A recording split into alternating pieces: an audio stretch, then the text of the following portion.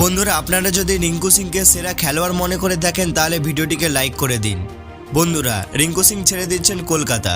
সম্প্রতি সোশ্যাল মিডিয়ায় এমন গুঞ্জন শুরু হয়েছে। রিঙ্কুর ভক্তদের মধ্যেই রয়েছে এমন গুঞ্জন, যথেষ্ট যুক্তি রয়েছে পিছনে। রিঙ্কু সত্যি কলকাতা ছাড়লে অবাক হওয়ার কিছু থাকবে না।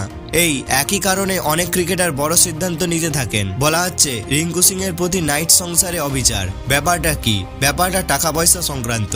রিঙ্কু এত করেও কলকাতা নাইট রাইডার্সে যে টাকা পাচ্ছেন, নিলামে উঠলে নিশ্চয়ই এর থেকে বেশি পেতেন বলে অনেকেই মনে করেছেন। আইপিএলে এখনো পর্যন্ত 31টি ম্যাচ খেলেছেন রিঙ্কু সিং। এই সময়ের মধ্যে 36.25 গড়ে 725 রান করেছেন। বিশেষ ব্যাপার হলো শেষ ওভারে 142.16 স্ট্রাইক রেটে এই রানগুলো করেছেন রিঙ্কু।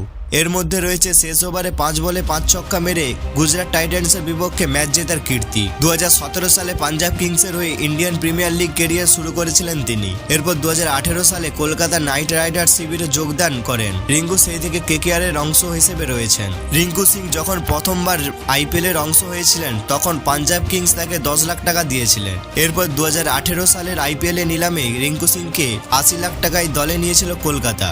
এরপর 2022 সালের আইপিএল এর আগে আবারও নিলামে ওঠেন তিনি। এবারেও তার উপর আস্থা রাখে কলকাতা নাইট রাইডার্স, কিন্তু এবার বেতন হলো মাত্র 55 লাখ টাকা। 2023 সালের আইপিএলেও তিনি 55 লাখ টাকা বেতনে খেলেছিলেন এবং এবারও কেকেআর তাকে 55 লাখ টাকায় ধরে রেখেছে। বন্ধুরা, মজার বিষয় হলো যে বোলারকে রিঙ্কু 5-6 মেরেছিলেন সেই জস দোয়েলের বেতনও রিঙ্কু সিং এর থেকে কয়েক গুণ বেশি।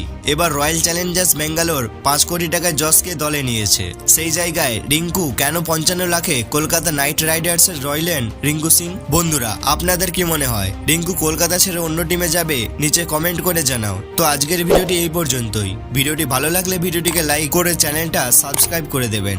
দেখা হচ্ছে পরের ভিডিওতে। ধন্যবাদ।